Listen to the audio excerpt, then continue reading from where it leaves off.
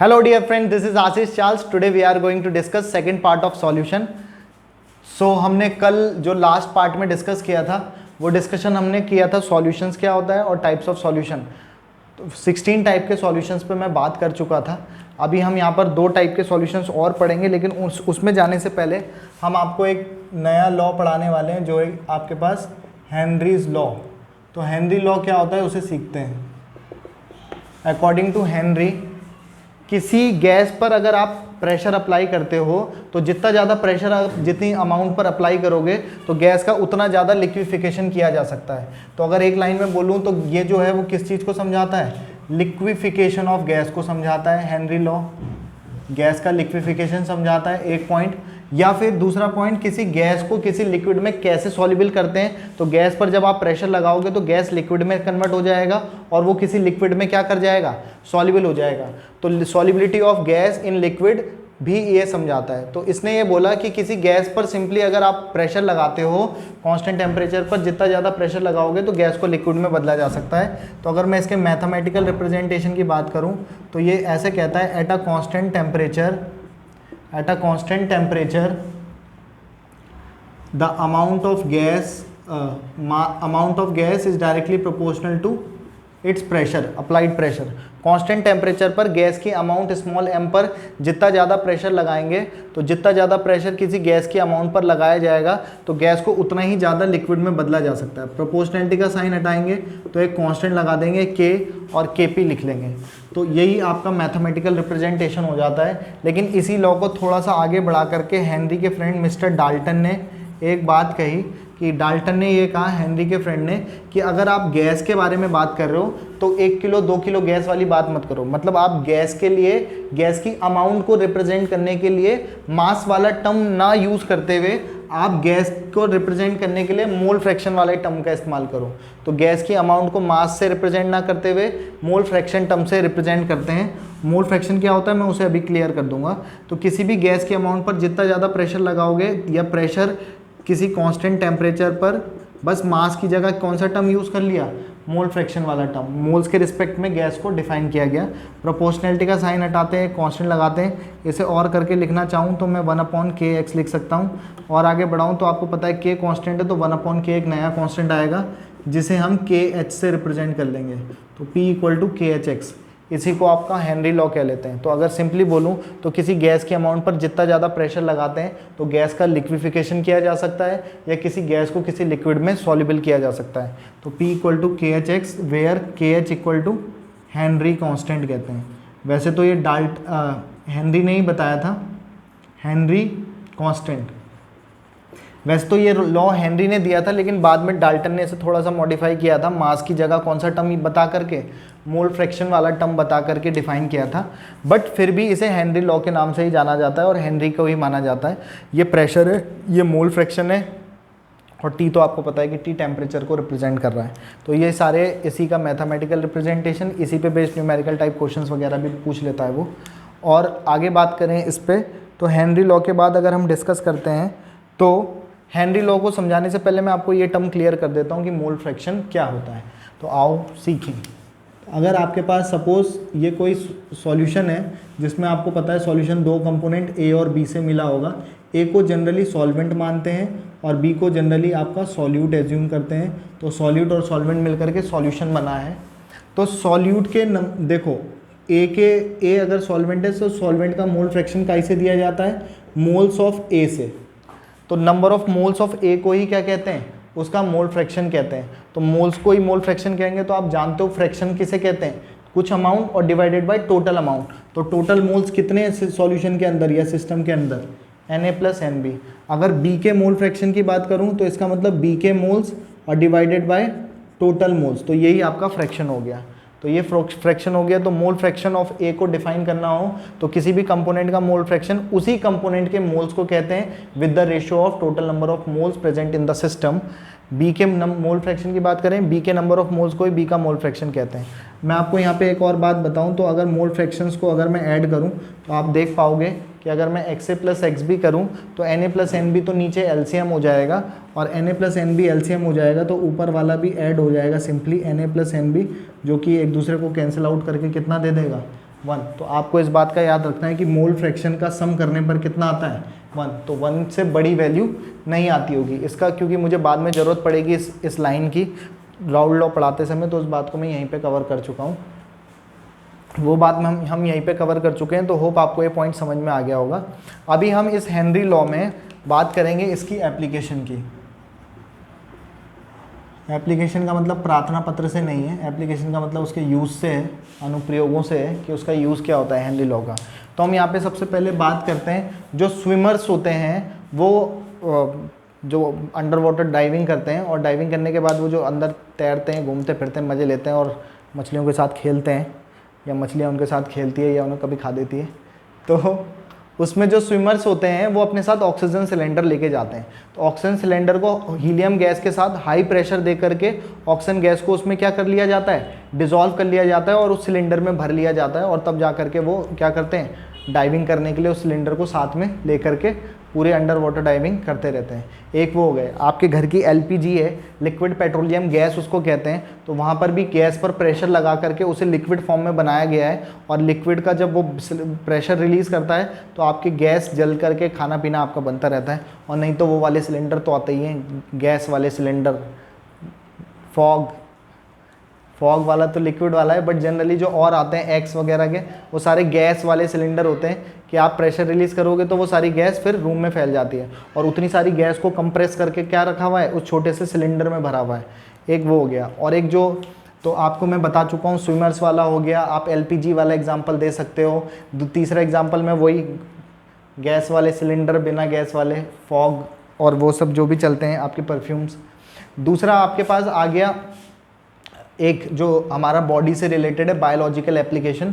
तो हमारा क्या होता है कि जब हम सांस लेते हैं तो सांस लेते समय हमारे लंग्स पर प्रेशर हाई होने की वजह से जो ऑक्सीजन हम इनहेल करते हैं वो हमारे ब्लड में जो हीमोग्लोबिन पाया जाता है, उस हीमोग्लोबिन लिक्विड में वो ऑक्सीजन गैस डिजॉल्व हो जाती है और हीमोग्लोबिन प्लस ऑक्सीजन मिलकर के ऑक्सी हीमोग्लोबिन बना देती है। और जो हीमोग्लोबिन आर्टरी वेन्स के थ्रू बाकी के बॉडी पार्ट्स में जाता है, तो पूरी बॉडी पार्ट्स में क्या करता रहता है, ब्लड सर्कुलेट होता रहता है, और ब्लड सर्कुलेशन के साथ साथ आपकी ऑक्सीजन भी पूरी बॉडी में क्या होती चली जाती है, ट्रांसपोर्ट होती चली जाती है। और आपकी बॉडी के टिश्यूज़ वाले हिस्से में, ये टिश्यूज़ हैं सारे के सारे, इन टिश्यूज़ वाले हिस्से में प्रेशर कम होने की वजह से ऑक्सीजन क्या होती रहती है, डिपार्ट होती चली जाती है, और पूरी बॉडी पार्ट में ऑक्सीजन का ट्रांसपोर्ट होता जाता है। और हीमोग्लोबिन का काम ही पूरी बॉडी में ऑक्सीजन का ट्रांसपोर्टेशन का होता है। तो यही मैं आपको 3-4 एप्लीकेशंस पे बात कर चुका हूँ, हेनरी लॉ को बता चुका हूँ, उसका मैथमेटिकल रिप्रेजेंटेशन बता चुका हूँ, एक नया टर्म मोल फ्रैक्शन भी आपके सामने रख चुका हूँ। तो होप आपको ये हेनरी लॉ समझ में आया होगा। इसके बाद बात करते हैं राउल्ट लॉ पे। अब बात करेंगे एक नए लॉ पे जो है राउल्ट्स लॉ। राउल्ट्स की स्पेलिंग ढंग से देख लेना, राउल्ट्स लॉ। तो राउल्ट क्या कहता है, क्या बताता है, किस चीज़ को समझाता है, उस पर बात करते हैं। तो अभी सबसे पहले आप एक बात समझो कि आप सॉल्यूशन के बारे में पढ़ रहे हो, तो जनरली सॉल्यूट और सॉल्वेंट आपस में मिलकर के सॉल्यूशन बनाएंगे। ए बी सॉल्यूशन ये बना रहे हैं आपका, तो आपके पास ए सॉल्वेंट बी सॉल्यूट। तो सभी कंपोनेंट का, किसी सिस्टम में जितने भी कंपोनेंट होते हैं सबके सब कंपोनेंट का अपने खुद का प्रेशर होता है। तो ए का अपने खुद का प्रेशर है, बी का अपने खुद का प्रेशर है, तो उनके इंडिविजुअल प्रेशर को उसके रिस्पेक्ट में partial pressure of A, partial pressure of B कह देंगे। तो डाल्टन अंकल ने कभी क्लास 11 में समझाया था कि अगर किसी कंटेनर में बहुत सारे सिस्टम में बहुत सारे कंपोनेंट या गैसेस प्रेजेंट हो तो सबका अपना अपना खुद का प्रेशर होता है। ये काइनेटिक थ्योरी ऑफ गैस भी बोलते हैं। तो ये खैर गैस नहीं हो ऐसा ज़रूरी नहीं है, लेकिन किसी हर कंपोनेंट का अपने खुद का प्रेशर होता है, और किसी कंपोनेंट के अपने खुद के प्रेशर को partial pressure of A, partial pressure of B कह रहे हैं। अगर टोटल प्रेशर की बात करूँ तो P A plus P B से दिया जाएगा। ये तो थी प्रेशर की बात। अब सीखते हैं राउल्ट्स लॉ में। तो राउल्ट लॉ ने क्या कहा, किसी कंपोनेंट का पार्शियल प्रेशर उसी कंपोनेंट के वेपर प्रेशर और उसी कंपोनेंट के मोल फ्रैक्शन के मल्टीप्लिकेशन के इक्वल होता है। तो कांस्टेंट टेम्परेचर पर, at a constant temperature, the partial pressure of a component of partial pressure of a component of a solution is equal to the product of vapour pressure and mole fraction of same component. ये तो एक component पे लग गया, अगर दूसरे component पे यही लॉ लगाएंगे तो partial pressure of B equal to vapour pressure of B and mole fraction product of with mole fraction of B. तो आपके पास यही राउल्ट लॉ है। राउल्ट लॉ यही कहता है at a constant temperature the partial pressure of a component of a system और solution is equal to the product of vapour pressure and mole fraction of same component. और यही जो मैं theoretical वे में बोल रहा हूँ उसी को मैथमेटिकली मैंने यहाँ लिखा है, इसी को राउल्ट लॉ कह देते हैं। राउल्ट लॉ कह देते हैं। यहाँ पर कुछ टर्म्स आए हैं, ये पार्शियल प्रेशर टर्म्स हैं तो मैं बता चुका हूँ ए और बी के, ये वेपर प्रेशर टर्म है और ये मोल फ्रैक्शन। मोल फ्रैक्शन को मैं अभी बता चुका हूँ। एक नया टर्म आया है वेपर प्रेशर। तो वेपर प्रेशर किसको कहते हैं उसे सीखते हैं, आओ सीखें। सबसे पहले वेपर प्रेशर सिंपली बोलूँ तो एक ऐसा प्रेशर जो वेपर के द्वारा लगता है उसे वेपर प्रेशर कहते हैं। A pressure is exerted by vapour is known as vapour pressure. एक ऐसा प्रेशर जो वेपर के द्वारा लगता है उसे वेपर प्रेशर कहते हैं। जेम्स वॉट ने देखा कि वो पानी उबालने के लिए उसने रखा तो ढक्कन पलट गया, तो उसने देखा कि वेपर पे इतनी ताकत थी कि उसने ढक्कन को पलट दिया और उसे देख देख करके उसने इतने बड़े स्टीम इंजन का आविष्कार कर दिया कि दुनिया की सबसे बड़ी रेलगाड़ी वो चला रहा था उस स्टीम से। तो इतनी ताकत होती है वेपर में कि मतलब आप इतनी बड़ी ट्रेन को भी क्या कर पा रहे हो, रन करवा पा रहे हो, रन क्या दौड़ा पा रहे हो सिंपली बहुत तेज़ी से स्पीड में। अब तो खैर इलेक्ट्रिसिटी वाली भी चलती है लेकिन पहले से तो स्टीम वाली ही चलती थी। और स्टीम वाली जो रेलवे ट्रेन से तो वेपर प्रेशर इतनी ताकत उसमें होती है और कुछ नहीं तो मोमो तो बन ही जाते हैं। तो वेपर प्रेशर से क्या होते हैं, आपका वेपर प्रेशर, कोई भी वेपर जो प्रेशर लगाता है उसे वेपर प्रेशर कहते हैं। तो आपके पास ये जो मैंने राउल्ट लॉ लिखा है वो लिखा है वॉलेटाइल सॉल्यूशन के लिए।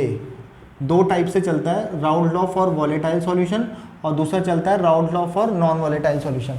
तो ये जो बातें मैंने यहाँ पे करी है वो राउल्ट लॉ है वॉलेटाइल सॉल्यूशन के लिए। तो वॉलेटाइल सॉल्यूशन में ए कंपोनेंट का भी वेपराइजेशन होता है और बी कंपोनेंट, जिसमें दोनों कंपोनेंट के वेपराइजेशन होते हैं उसे वॉलेटाइल कहते हैं। लास्ट पार्ट में मैंने ये बात डिस्कस किया था, वॉलेटाइल जिसमें दोनों कंपोनेंट का वेपराइजेशन हो जाए वो वॉलेटाइल। जैसे एल्कोहल और वाटर, एल्कोहल भी वेपराइज होता है और वाटर भी, तो वो जो सॉल्यूशन है वो वॉलेटाइल का एग्जाम्पल था। लेकिन अगर हम बात करें Raoult law for non volatile solution के लिए तो क्या होगा, Raoult law for non volatile solution. तो नॉन वॉलेटाइल सॉल्यूशन में अगर आप शुगर सॉल्यूशन बोल लो या सॉल्ट सॉल्यूशन बोल दो तो नमक का वेपराइजेशन नहीं होगा, वेपर नहीं बनाएगा, तो वेपर प्रेशर कितना हो जाएगा, 0। तो अगर ये सॉल्यूट है, नमक है और वेपर प्रेशर इसका कितना होगा, 0, तो 0 इंटू समथिंग कितना होगा, 0। और जब ये इंटू 0 0 हो जाएगा तो प्रेशर पी बी कितना होगा, सारा कुछ 0 हो जाएगा। तो नॉन वॉलेटाइल सॉल्यूशन के लिए जो इक्वेशन दी जाती है वो सिर्फ फर्स्ट वाली या एक ही इक्वेशन से दी जाती है और आपके पास दूसरी इक्वेशन नहीं आती है, क्योंकि वेपर प्रेशर 0 इंटू 0 और इक्वल टू 0, तो सब कुछ ये 0 आ जाता है। तो नॉन वॉलेटाइल सॉल्यूशन के लिए अगर मैं राउल्ट लॉ बोलूँ तो आप ये कह सकते हो P A equal to P A not into X है। और अगर आप बात करो पी ए वालों की तो टोटल प्रेशर काई से देते हैं, P A plus P B से, डाल्टन पार्शियल प्रेशर लॉ से भी आप ये बात कह सकते हो। लेकिन आप कह रहे हो कि पी बी 0 है तो पी ए की कहीं पे पी ए लिखा है तो आप उसकी जगह पी भी लिख सकते हो, उसमें कोई दिक्कत नहीं है। तो P equal to P A not into X है, ये क्या हो जाएगा आपका नॉन वॉलेटाइल सॉल्यूशन के लिए, या तो ये या ये। तो एक ही इक्वेशन से नॉन वॉलेटाइल सॉल्यूशन के लिए राउल्ट लॉ समझाया जाता है, जबकि वॉलेटाइल में दोनों इक्वेशंस को डिफाइन किया जाता है। अब मैं यहाँ पे आपको एक चीज़ समझा रहा हूँ, graphical representation for Raoult law. तो ग्राफिकल रिप्रेजेंटेशन आप ध्यान से समझ लो कि ग्राफिकल रिप्रेजेंटेशन कैसे बनाते हैं। Graphical representation for Raoult's law, Raoult's law के लिए क्या कह रहे हैं, ग्राफिकल रिप्रेजेंटेशन, ग्राफ कैसे बनाते हैं। तो आओ सीखें। इधर की तरफ मैं वेपर प्रेशर देख रहा हूँ और इधर की तरफ मैं मोल फ्रैक्शन देख रहा हूँ। इधर की तरफ क्या ले रहे हैं, मोल फ्रैक्शन ले रहे हैं। तो यहाँ पे मैंने एक्स ए की वैल्यू 1 ली, तो आपके पास एक्स भी बता सकते हैं कितना होगा। एक्स ए की वैल्यू अगर 1 है तो आपको बोला था मोल फ्रैक्शंस का सम करने पर 1 ही आता है, तो अंडरस्टूड है कि एक्स बी की वैल्यू कितनी रही होगी, 0, तभी तो 1 + 0 करने पे 1 आएगा। तो यहाँ पर अगर बात करूँ तो एक्स ए की वैल्यू कितनी होगी, 0, तो एक्स बी की वैल्यू कितनी हो जाएगी, 1। अब आप इस इक्वेशन से समझो इसका ग्राफ कैसे बनाते हैं। आप यहाँ पे समझो कि अगर एक्स ए की वैल्यू 1 है तो वेपर प्रेशर सपोज कुछ होगा, सपोज 5 है, 5 में 5 ATM का है तो 5 1 जा कितना आएगा, 5, कुछ तो आएगा, मतलब पी ए की वैल्यू कुछ तो आएगी, वो कुछ को मैंने यहाँ दिखा दी। अब धीरे धीरे आप इधर जा रहे हो तो मोल फ्रैक्शन एक्स ए की वैल्यू क्या करने में लगे हो, कम, और एक्स बी की वैल्यू बढ़ा रहे हो। इसे छोड़ो बढ़ाने को, ऐसे समझो एक्स ए की वैल्यू धीरे धीरे क्या हो रही है, कम। अब मैं इस नंबर को छोटे छोटे नंबर से मल्टीप्लाई कर रहा हूँ, तो पूरा जो रिजल्ट आएगा पी ए के लिए वो क्या आएगा, कम कम कम का आता रहेगा। तो वो कम आ रहा है तो वो ग्राफ धीरे धीरे डिक्रीज करता चला जाएगा। और जिस समय एक्स ए की वैल्यू बिल्कुल जीरो हो जाएगी तो जीरो इंटू समथिंग क्या हो जाएगा, जीरो। तो इधर की तरफ आप प्रेशर देख रहे हो तो बिल्कुल वो जो पी ए वैल्यू होगी वो कितनी हो जाएगी, यहाँ से बिल्कुल जीरो हो जाएगी। तो ये ग्राफ तो आ गया पी ए के लिए। सिमिलरली अगर मैं दूसरी इक्वेशन से बोलूँ तो एक्स बी की वैल्यू अगर 1 होगी, जैसे यहाँ पे है, तो एक्स बी की वैल्यू 1 होगी तो 1 इंटू समथिंग कितना होगा, कुछ आएगा। पी बी की वैल्यू आ जाएगी, कुछ तो आएगी, क्योंकि ए को सॉल्वेंट लेते हैं तो ए ज़्यादा अमाउंट में होता है तो ज़्यादा वेपर बनाता होगा, तो वेपर प्रेशर ज़्यादा होता होगा। इसीलिए मैं इस पॉइंट को ऊपर दिखाता हूँ, बुक में वो नीचे दिखाता है। मैं क्योंकि ये सॉल्वेंट लेता है तो सॉल्वेंट ज़्यादा वेपर बनती होगी, ज़्यादा वेपर प्रेशर बनता होगा, तो इसलिए मैंने इस वैल्यू को मैंने थोड़ा सा ऊपर बना के दिखाता हूँ। और पी की वैल्यू को मैंने क्या दिखाया, कुछ तो आएगी, सॉल्यूट होता कम वेपर बन रही होगी, वेपर प्रेशर लगा रहा होगा तो कुछ तो लगाएगा। अब आप इधर आओगे तो जब आप धीरे धीरे एक्स बी की वैल्यू कम करते रहोगे तो जब कम वाले नंबर से किसी नंबर को मल्टीप्लाई करोगे तो रिजल्ट क्या आएंगे, छोटे छोटे। तो छोटे आएंगे तो ग्राफ क्या होगा, छोटा आ रहा है, तो ऐसे क्या करता रहेगा, डिक्रीज करता चला जाएगा। तो this graph is for P A और this graph is for P B. तो अगर मैं इन दोनों को ज्वाइन कर लूँ तो total pressure will be equal to P A plus P B. तो P A plus P B का क्या आ जाता है, ये ग्राफ आ जाएगा। तो P A plus P B अगर आ जाएगा आपके पास, ये टोटल प्रेशर का ग्राफ आपके सामने आ जाता है। तो यही आपका राउल्ट लॉ था फॉर वॉलेटाइल सॉल्यूशन और यही आपका राउल्ट लॉ था फॉर नॉन वॉलेटाइल सॉल्यूशन। अब इसमें एक पॉइंट मैं और बात करने वाला हूँ, ध्यान से सुनते रहें। तो इस वाले केस में राउल्ट लॉ के लिए आपका वॉलेटाइल नॉन वॉलेटाइल, इसके बारे में बात नहीं करते, इसके बारे में हम आगे बात करेंगे। बात चल रही है राउल्ट लॉ की। तो क्या होता है कि कुछ सॉल्यूशंस ऐसे होते हैं जो राउल्ट लॉ को फॉलो करते हैं और कुछ सॉल्यूशंस ऐसे होते हैं जो राउल्ट लॉ को फॉलो नहीं करते हैं। जो सॉल्यूशन राउल्ट लॉ को फॉलो करते हैं उन्हें कहते हैं आइडियल सॉल्यूशन। तो हमने 16 टाइप पढ़ लिए थे, 17वें टाइप की मैं बात कर रहा हूँ। फर्स्ट पार्ट में मैंने 16 टाइप के सॉल्यूशन पढ़ाए थे, अब 17वें टाइप के सॉल्यूशन की बात कर रहा हूँ। Types of solution based on Raoult law. किस लॉ के बेसिस पर मैं बेस्ड ऑन राउल्ट लॉ के बेसिस पर सॉल्यूशन के टाइप्स के बारे में बात कर रहा हूँ। तो पहला हो जाएगा आपके पास क्या, आइडियल सॉल्यूशन। क्या हो जाएगा, आइडियल सॉल्यूशन। तो फिलहाल तो पहले आप जितना ये नोट किया है आप उसका पॉज करके स्क्रीनशॉट ले सकते हो। आइडियल सॉल्यूशन की बात करूं तो आइडियल सॉल्यूशन वो होते हैं जो राउल्ट लॉ को फॉलो करते हैं। तो पहली कंडीशन तो यही है। इसकी कंडीशन की बात करूं, कौन होंगे आइडियल सॉल्यूशन, जो क्या करते हैं, फॉलो करते हैं किसको, राउल्ट्स लॉ को। और राउल्ट लॉ को फॉलो करने का क्या मतलब है, इस इक्वेशन को सेटिस्फाइड करना। राउल्ट लॉ को फॉलो करना मतलब P A equal to P A not into X A, P B is equal to P B not into X B, यही हो जाएगा। तो ये पहली कंडीशन है। दूसरी कंडीशन ये है कि एंथैल्पी चेंज कुछ नहीं होना चाहिए। एंथैल्पी चेंज कुछ नहीं होता है, एंथैल्पी सेम रहती है, तो एंथैल्पी चेंज जीरो आता है। तीसरी शर्त ये है कि वॉल्यूम मिक्सिंग जीरो होना चाहिए। एन हेक्सेन, एन हेप्टेन, कुछ ऐसे एग्जाम्पल है जो आइडियल सॉल्यूशन के एग्जाम्पल्स हैं। और यहाँ फिलहाल राउल्ट लॉ को फॉलो करना मतलब ये फॉलो करना, ये हो जाएगा, ठीक है। और जो राउल्ट लॉ को फॉलो करते हैं, इन कंडीशंस को फॉलो कर जाते हैं, ऐसे सॉल्यूशंस को क्या कहते हैं, आपका आइडियल सॉल्यूशंस कहते हैं। तो आइडियल सॉल्यूशन का ही ये सब ग्राफ भी आइडियल के लिए भी बोल सकते हो या राउल्ट लॉ के लिए सिंपली कह सकते हो।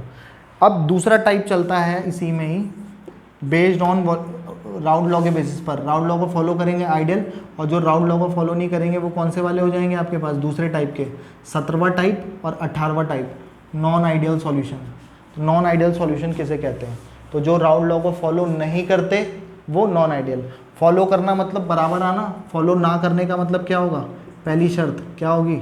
इसमें भी दो टाइप चलते हैं, पर पहला में से P A equal to P A not into X A, ये तो कंडीशन थी राउल्ट लॉ शो करने की। P B not into X B, Raoult law को फॉलो करना मतलब इक्वल आना, फॉलो ना करना मतलब इक्वल ना आना, दो चीज़ें बराबर नहीं हैं। अच्छा, दूसरी कंडीशन क्या थी, एंथैल्पी मिक्सिंग क्या आना, जीरो आना। अब क्या हो जाना, जीरो ना आना। ये नॉन आइडियल है, सब के सब ये नॉन आइडियल की कंडीशंस हैं। अब नॉन आइडियल की कंडीशन में दो चीज़ें बराबर नहीं आ रही, तो दो ही पॉसिबिलिटी है, या तो ये बड़े होंगे या ये बड़े होंगे। जब दो चीज़ या तो बराबर होंगी या फिर या तो ये बड़ा होगा या ये बड़ा होगा। तो अगर ये वाले बड़े होते हैं, जीरो नहीं आ रहे तो बड़े आएंगे, और अगर बड़े आते हैं तो इसका मतलब ये राउल्ट लॉ से पॉजिटिव डेविएशन शो कर रहे हैं। Positive deviation from route law. Route law से कैसा डेविएशन शो कर रहे हैं? राउट लॉ से पॉजिटिव डेविएशन। अगर ऐसे होते हैं, पहले वाले नॉन आइडियल में पहला बोल रहा हूँ कौन से वाले? पॉजिटिव डेविएशन शो करने वाले, राउट लॉ से पॉजिटिव डेविएशन शो करने वाले, तो उनकी कंडीशंस ये हो जाएगी, ग्रेटर देन 0 से बड़ा आएगा तभी तो पॉजिटिव होंगे, तभी तो पॉजिटिव डेविएशन शो कर रहे हैं। और ग्राफ ऐसे ही बनाना है, बस आप आपके लिए ये ग्राफ नहीं रह गया, ये नहीं है, कुछ नहीं है, ये मतलब डॉट डॉट डॉट से शो कर सकते हो अपने समझने के लिए। अदरवाइज असली ग्राफ क्या होने वाला है? पॉजिटिव डेविएशन शो करेंगे तो कैसे कर लेंगे? ऊपर की तरफ ग्राफ बना देंगे, बस इतना करना है। और दूसरे टाइप की अगर मैं बात करूं तो मैं इसी में पॉज करके पहले स्क्रीनशॉट ले लो इसको समझने के लिए, फिर आओ second type, negative deviation from route law. तो नेगेटिव डेविएशन के लिए कुछ नहीं करना, ये लेस देन हो जाएंगे, 0 से छोटे आएंगे तभी तो नेगेटिव होगा। तो राउट लॉ से नेगेटिव डेविएशन शो करने वाले, आपकी बार जो ग्राफ होगा वो कैसा चला जाएगा आपके पास? ऊपर की तरफ से ना जाते हुए अब आप उसे कैसे बना लोगे? नीचे की तरफ से चला जाएगा। तो ये राउट लॉ से नेगेटिव डेविएशन शो करने वाले हो गए। तो आप कल मैंने 16 टाइप के सॉल्यूशंस पढ़ाए थे, पहले तो सॉल्यूशन समझाया था, सॉल्यूशन के 16 टाइप समझाए थे। आज की क्लास में मैंने हेनरी लॉ पढ़ाया, राउट लॉ पढ़ाया, राउट लॉ में मैंने आपको वॉलेटाइल के लिए पढ़ाया, नॉन वॉलेटाइल के लिए पढ़ाया। उसी के बेसिस पर मैंने सॉल्यूशंस के 2 टाइप और पढ़ाए, आइडियल और नॉन आइडियल। आइडियल वो होते हैं जो राउट लॉ को फॉलो करते हैं, 3 कंडीशंस बताई, जो नहीं करते वो नॉन आइडियल, और नहीं करने में 2 टाइप थे, पॉजिटिव डेविएशन शो करने वाले और नेगेटिव। तो इसी के साथ आज की क्लास हम समाप्त करते हैं, हम फिर मिलेंगे। बाकी हैव अ गुड डे, जी लो अपनी ज़िंदगी। नेक्स्ट वीडियो में पिएंगे आप लोगों का खून। Have a good day, good bye, good night, शुभ रात्रि।